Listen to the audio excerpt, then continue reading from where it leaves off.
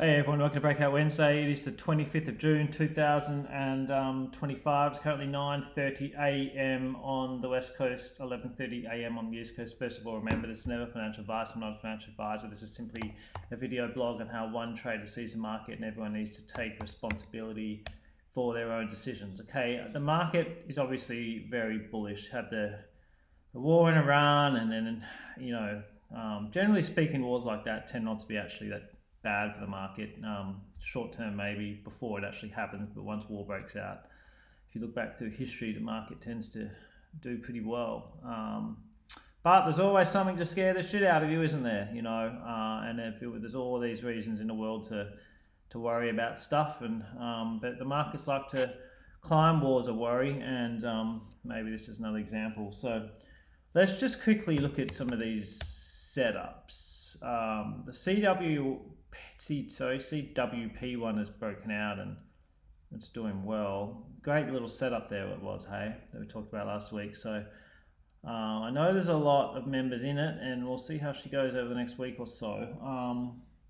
Now, I just wanted to quickly talk about, last week I talked about, making decisions based on your plan and not based on, for example, if you just had 4 losses in a row and you had one big winner. I just wanted to show you an example of why that's so hard, right? Because if you look, let me get rid of everything but the 10 exponential. Okay, here's the 10 exponential here, right? And so I was riding the 10 exponential, okay? And I was saying that, I'd had, 3 or 4 small losses in a row, and the DGT setup, if I just sold it up here, this is where I was looking at selling it, about 3.92 or 3.93, it would have taken care of all those small losses because it would have been a big win, right? But I was riding the 10 exponential moving average. And now, the problem is that if I was undisciplined and did sell up there, then I would have woken up, 2 days later to this gap down and closing below the 10 exponential moving average, and it would have reaffirmed that it's okay to be lazy and break the rules and not be undisciplined, right? And so that's a problematic thing. Like sometimes you can actually be undisciplined, make the wrong decision, and it works out really well for you. And then you start thinking to yourself, well, I don't have to be disciplined.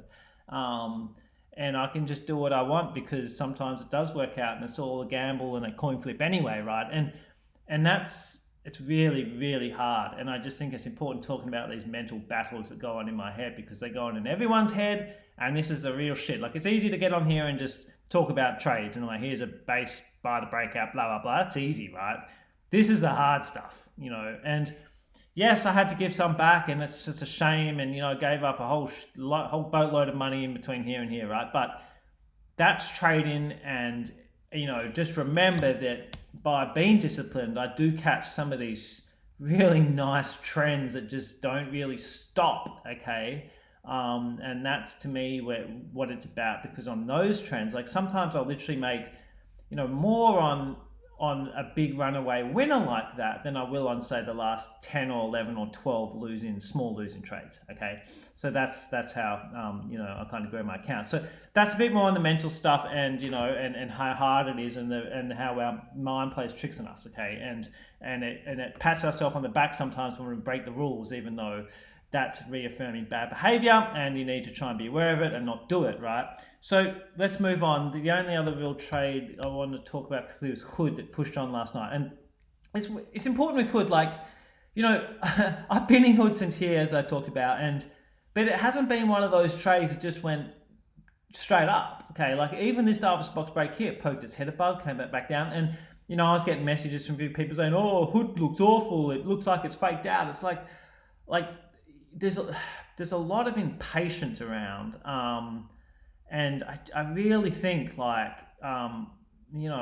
you're that looking at the prices and freaking out about something coming back in its base a tiny bit, and you're not quite getting your head around the game yet, right? Like, this is the stock market. Like, it's volatile. It goes up, it goes down, it fakes people out, it fakes people in. Get ready for it, right? Get ready mentally that, I try and tell myself before every trade, anything can happen, and this isn't going to probably break out and go to the moon. It's probably going to play around with me. It's going to shake people out. It's going to try and get rid of all the weak hands. Just be ready for it, be prepared for it, and then don't be surprised when you don't get handed hundreds of thousands of dollars on a silver spoon. Okay. Anyway, she's cleared it now and she's in blue sky. So we'll see how Hood plays out. All right. Let's just quickly get to some other setups. So I really like this Verizon base. Okay, I know this is a pretty mature company, blah blah blah, but just tight in here, really really tight in. Okay, it's had some good. If you look at its last earnings, it beat expectations.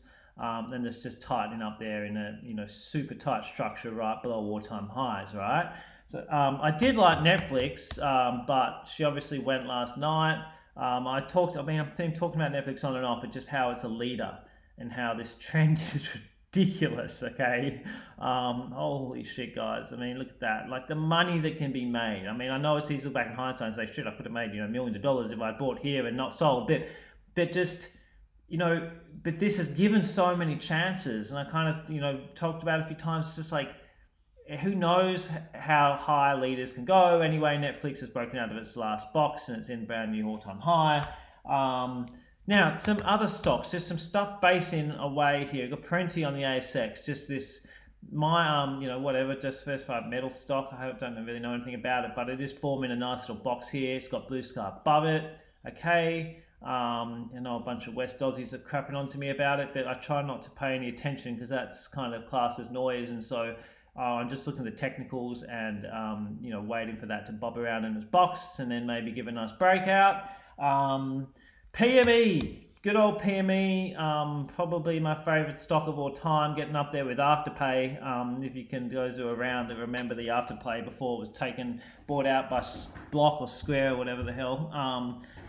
That had such nice trends and moves, and PME is up there with it. Okay, still pretty unknown. Like I was talking to this Mac Bank guy, that mate of mine, the other day about stuff, and he hadn't heard of PME, and maybe that's because he's not in that area of Macquarie Bank. But still, like it's not that well known. It's not a household name, PME. Like Afterpay was. I guess that's because it's in retail. Anyway, I'm going to get back on track here, but this is forming another base right below all-time highs. Okay.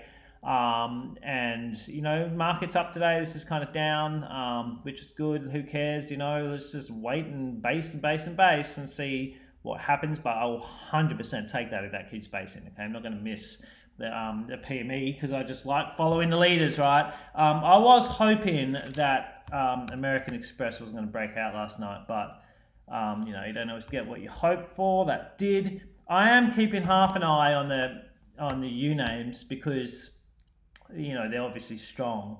Bannerman's up here. It's putting in, I didn't mean to turn that on weekly. It's putting in a bunch of inside bars.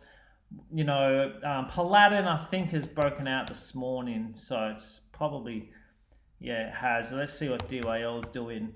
They all need a bit more time to me, but like these are all going to eventually just start coming up in little Davis boxes. It hasn't yet.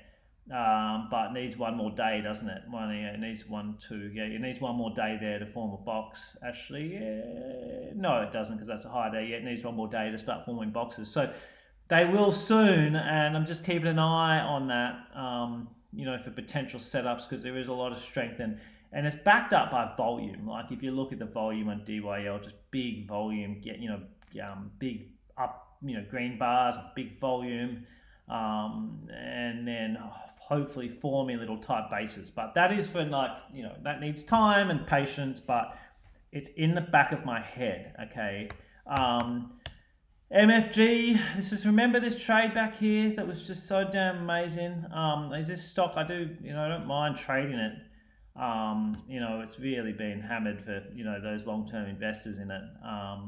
Starting the base, it's a bit loose and scrappy and flashing out here, but that needs more time and structure. So it's on the watch list, and definitely no decision. Just one of my best trades from this year is EOL. Okay, and I got out of EOL. I think it was, I forget where, guys. I have to go back in my books, but probably talked about it at the time. But I took a big win on EOL, and it's just basing up here. It came up in another Davis scan for me, right? Just sitting down below that 15.1 and just, so tight, just clear resistance. Today didn't want to break out. It's a relentless uptrend, okay? And you could look at it and say, shit, it's too high, it's overextended. I'm like, sure, but it was overextended to 725, to be honest with you. It was overextended here, here, here. It's going up. It's given a nice continuation base. The volume is good, okay, like big volume, and small, kind of, like if you look at, just study the volume. That's what I'm getting at. There's nice volume profiles. Like, this day here, it's not even on its 30 exponential moving average. But the big wick here. So the volume was up a little bit, but it was like mainly buying there. There's just not much evidence of selling, is what I'm trying to get at.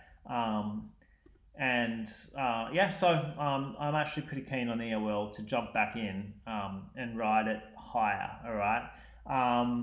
And the only other one is I am trying to keep my US trades to a minimum, just because it is I do sleep better when I don't have a shitload of American trades open. Like if there's a bit of heat there, I must admit my sleep. When I was young, it never mattered. I just slept through anything, I didn't give a shit. But these days, I don't know. I'm waking up more when I've got some big positions on, and I never used to do that. So I'm trying to keep just the trades down, the number of them down. Trying to just manage a couple at once in the States. That's it, right? But IDXX. Okay, IDXX is a leader in laboratory stuff in the human and veterinary medical world. It's got a bit of a monopoly, really, over a lot of its stuff, and it's really sticky. So it's very hard to move to a different supplier of lab equipment. Okay, but it's got a long history. It's been a market darling on and off. And anyway, I've just there's a stock I've traded a lot. I like it, and it's in the Davis box there. Pretty clear box. Hey. That's it. I'm going to get out of here. Might not be able to load this for an hour or so. Just got to juggle some stuff, but hope everyone's well. Last chat for the fin year, and then we can crush it in 25, 26 year. Cheers, bye.